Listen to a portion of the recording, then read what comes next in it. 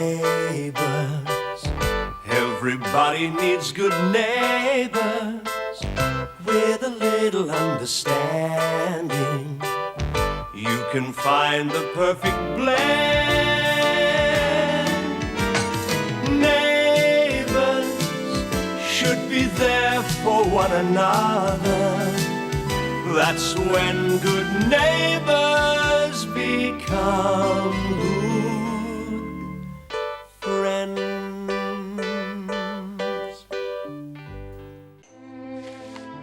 I'm sorry.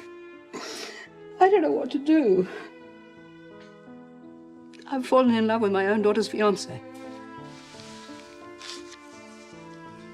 You're shocked. It's hardly surprising.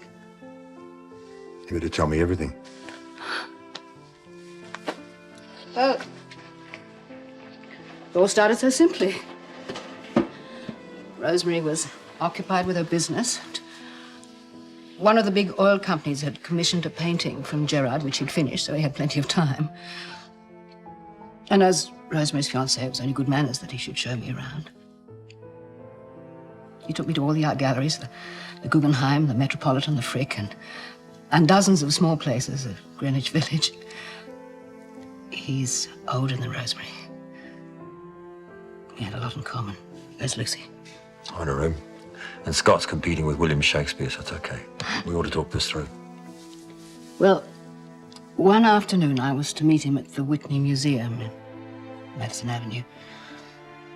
He was late, not just a few minutes, 40 minutes late. So when I realized that he wasn't coming, I felt so let down. Then a knot of people parted, and there he was. And it was then I knew. I was amazed, horrified even, but it didn't seem to matter. It was my secret and something very private to bring home with me. Then a few days later, he was bringing me home in a taxi, and he took my hand, and we looked at each other, and I knew he felt the same way, too. So I ran away. I packed my bags and came home without even consulting him, and I thought that was going to be the end of it, but he keeps ringing and writing and insisting that he loves me, and I know that's true. The wedding, that's still going ahead by the sounds of it. Rosemary thinks it's going ahead. But Gerard is as hurt as I am. I know he's stalling.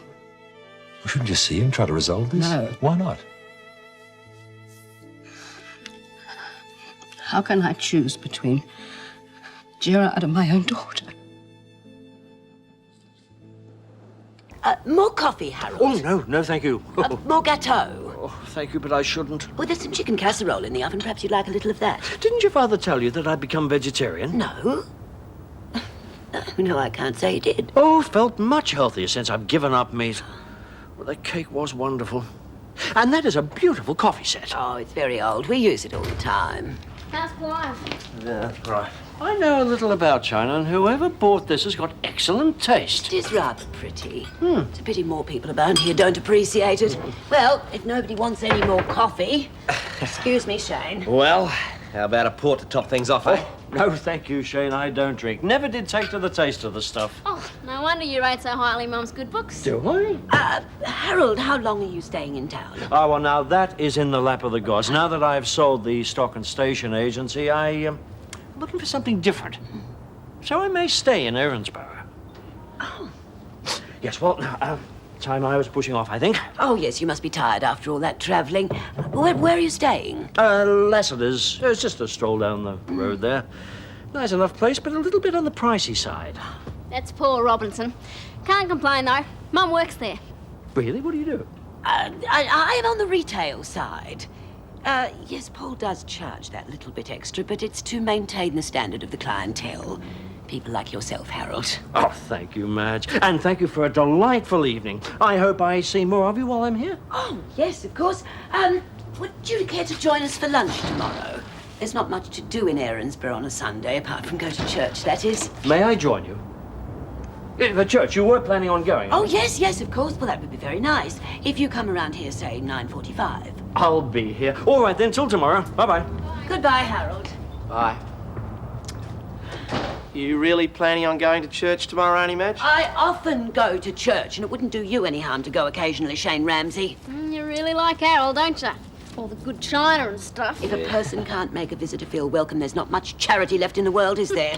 Couldn't agree more, Auntie Madge. I will do the washing up. Yes, will you be careful of my good china?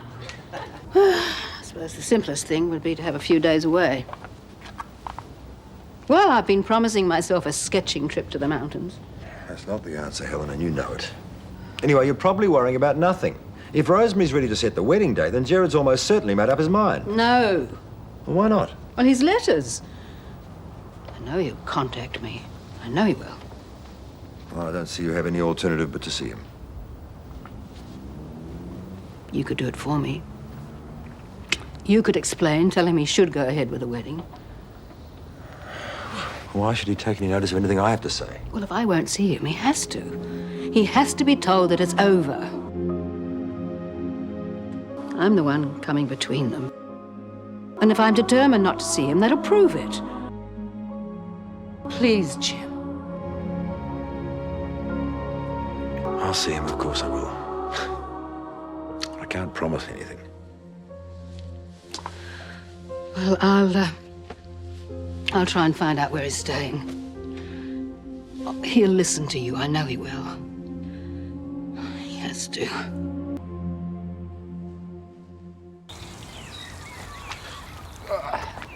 Hi. Hi. How's the riding coming along? Just great. But Sunday's my day off. Even riders need a break, I guess. There we go. Now, is she looking fantastic or what, hey? You know, once there was a guy who married his motorbike. Maybe you should do the same. Very funny. Hey, how long are you going to be? What are you talking about? Well, you're the mechanic in this outfit. I got the spotties, right? And I just need to get them fitted. See? Scott, I was hoping we could go to the beach today. As soon as you fitted the spotties, that's a fair exchange, I think. Can we ask Mike and Jane? Sure, no worries. The more the merrier, I guess. Hey, and listen, about the oil change you promised to do last week. Oh, come on, Charlene, you promised, remember? Okay. Sooner we get it done, the sooner we can get going. Okay. Charlene, what on earth do you think you're doing? Get those groceries inside. Coming, Mum.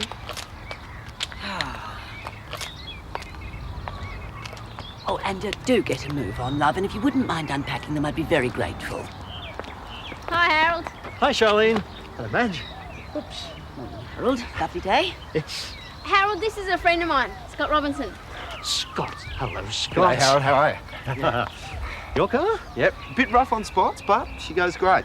Oh, I remember my first vehicle. Exactly the same condition.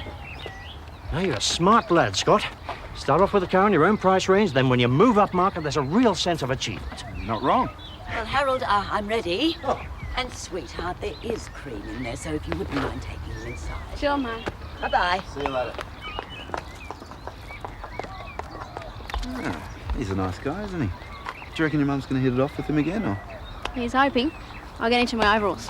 Yeah, okay.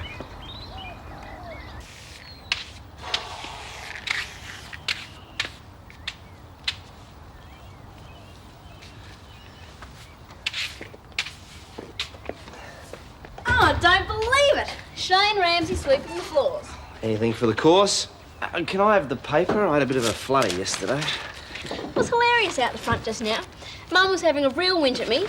Harold came along, she was all smiles. Talk about Jekyll and Hyde.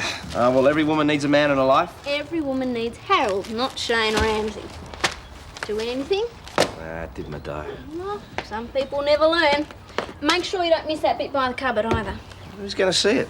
Mum, that's who. She'd be having kittens the whole time Harold was here.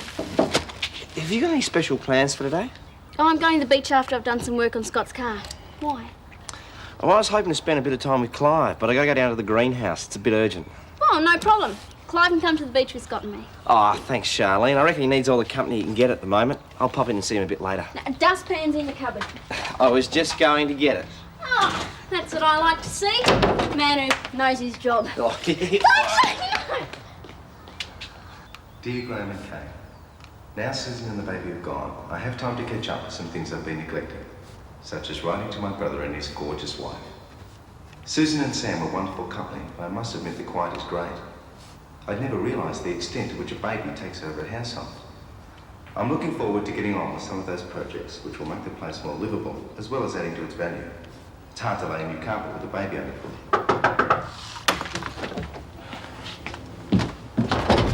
Surprise! Hi. I hope we're not interrupting. Oh, no way, come in.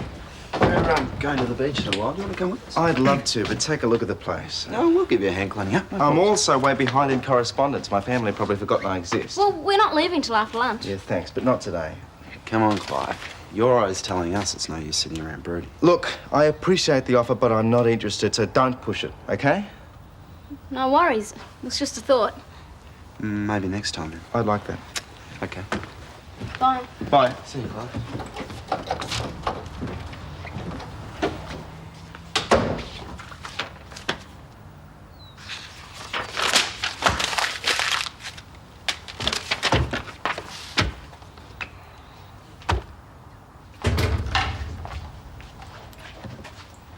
How's the gardening? All finished. We're having lamb casserole for lunch. I'm doing one for Clive at the same time. I'm sure you'll appreciate that. I won't be here, I'm afraid. Ross and I are taking a client for lunch to the golf club. Uh-huh. Oh, I managed to locate Gerard. I rang around the major hotels, and he's staying at this one. You will speak to him, Jim. Please. Yeah, of course I will. When? Dad, can I take Basil for a run down at the park? Darling, the smell. Get Basil out of the house at once. A bath. We'll be running down at the park. I'll give him a bath after that. Now, Lucy. Yeah, now. Well, if I give Basil a bath now and we don't go down to the park, can I watch television? Give him a bath, and we'll talk about television later. Okay. Thanks, Dad. Come on. That child will end up an international diplomat. Never give anything away without getting something in return. When will you speak to him? Well, I can hardly cancel this luncheon appointment. It could mean a big contract for us. Why don't I phone him right now? No, Jim, I couldn't bear to listen. On the phone, things can be misunderstood, and I need to be certain. All right, I'll get changed and go straight away. I'm being a terrible sook, I know. And I'll report in before I go to the golf club. Thanks, Jim. Don't worry, it'll be fine.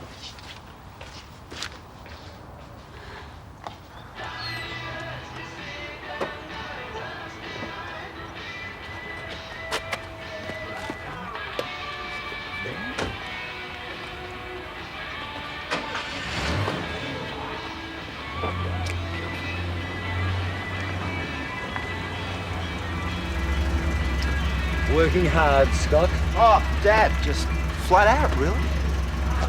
Where are you off to, anyway? Just got some business to attend to. Keep up the good work, Charlene. Sockets, Banner. There you go. Sockets, Banner! Scott! Hey, what? You're supposed to be helping me. Sockets. Yeah, well, why didn't you say so? Lovely set. And so relevant. The servant must be worthy of his hire. I mean, it's a text for the times, right? We've all got to roll our sleeves up and like these two lads here. How's it going, Scott? Oh, fine, thanks. Hey, Harold. Charlene, what on earth are you doing? I'm changing the oil in Scott's car. What's it look like? I'm going to be a mechanic. Well, you're certainly making a flying start at it. Don't take any notice of her, Harold. She's just playing around. I'm not. Charlene? Well, Harold, I think perhaps we better go inside. I must get started on lunch. Charlene, do change and scrub up before lunch, there's a love. Let's hope Harold decides to stick around. I've never had this good from Mum. Oh, no, it's like living in a garbage tip. Oh, yes, I remember Shane offered to lend a hand. Sunday's a day of rest, Madge. Now, don't go to any trouble on my account. No trouble. Now, why don't you sit down and have a nice little read while I get the lunch? I'd much rather talk to a very charming lady. Oh, go on with you, honestly. Now, I thought I'd make a nice green salad and pumpkin jardiniere. It's a vegetarian dish. Yes, it's my favourite. Oh, good. You can tell me if I'm doing it right. You're so feminine, Madge. And Charlene is just... Oh, well, I did have my doubts about her becoming a motor mechanic, but At least she knows what she wants to do, and that is a plus these days with everything so competitive. A lot of kids don't have a clue. I know, there's a lot to be said for a clear direction. It's just that, well, I hope what she finds is what she expected. How do you mean? Well, garages and workshops, they're a world of their own, aren't they? I mean, nude calendars, tattoos, pubs after work, foul language. Yes, well, that had crossed my mind too, but she's such a headstrong girl here.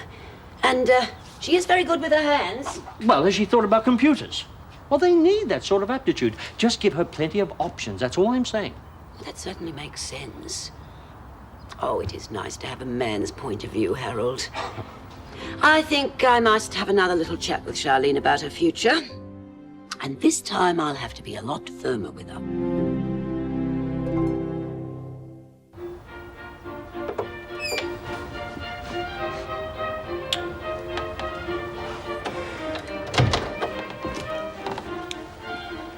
Lucy! Lucy! Lucy! See, I told you to bath, Basil. Now get on with it. Stop fooling around. I went to the hotel. He wasn't there. I had no idea how long he's going to be. He could be out all day. And I do have that luncheon appointment to go to. But he may come here. Oh, Helen, this is not like you. Jim, I love Rosemary and I love Gerard. No matter what decision comes out of this, it means heartbreak for me. I'm prepared for that. I'm the intruder. All right, I'll phone Ross and cancel the appointment. But isn't there a contract involved? Ross can handle it. No, Jim, it was stupid of me. You were right. Just talking it through has helped. I'll be all right. You sure? Well, the children will be here to keep you company. Well, go on. I'll be back as quick as I can.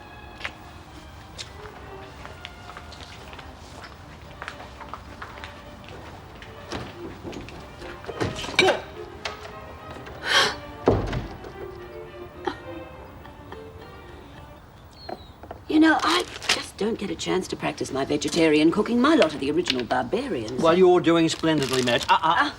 Not even Mavis could have done as well. God rest her soul. Oh, thanks, Harold. You know, it must have been terrible for you being left with two young children. Oh, well, pretty much the same situation as yours. But fortunately, I had been careful with money, so I could afford the extra help, you see? There you are, Madge. Fresh from the greenhouse. G'day, mate. Hello, Shane. Oh, Shane, thank you. That's exactly what I need for the salad. What happened to our baked dinner? Well, we're having something healthy instead. Pumpkin jardiniere. It's baked pumpkin, stuffed with cheese sauce and vegetables and topped with toasted almonds. It's delicious. We Australians eat far too much red meat. A healthy, high-fibre diet. That's exactly what you need. Thanks, you're right, Shane. Keep it in mind. And that's enough of your cleverness, young lady. Would you please go and change into something halfway decent? All right. Give me a chance, will you? Yeah, and don't take too long. Lunch won't be very long. What, is that it? Yes. Yeah, it's really good for you, Charlene. It's full of high fibre and lots of wholesome ingredients. None for me, thanks. What? Scott's taking me to the beach. We'll get something on our way. But... Not to worry. We'll polish off her share. Won't we, Shane? Huh? Yeah, sure. No worries.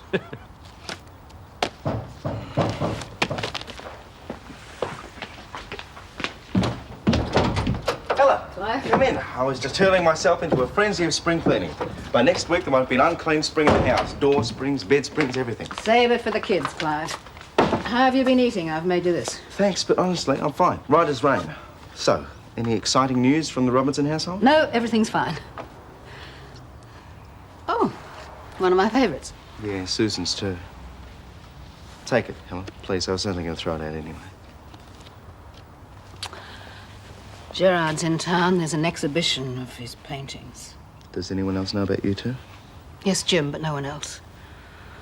Oh, Clive, I can't bear to face him. I couldn't say what needs to be said. I just don't have the strength to handle it.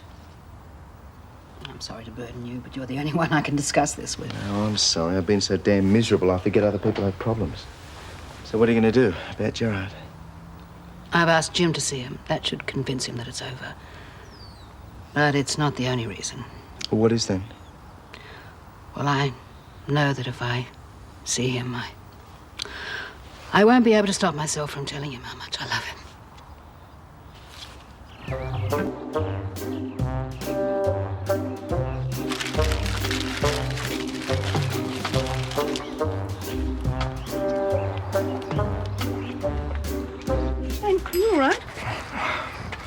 Didn't even tell you it was rude to sneak up on people, Helen. What are you doing skulking around here?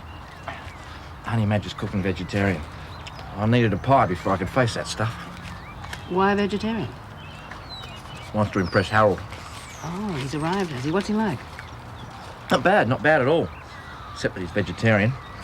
Charlene's already slithered out, so I have to eat it all, else I'll never hear the end of it. Well, we're having lamb, so if you'd like to pop over later, I'll save you some. Oh, thanks, but pie should see me through. Hey, Margaret. You got a visitor. It's Rosemary's fiancé, Gerard Singh. He said to tell you that he can't wait to see you.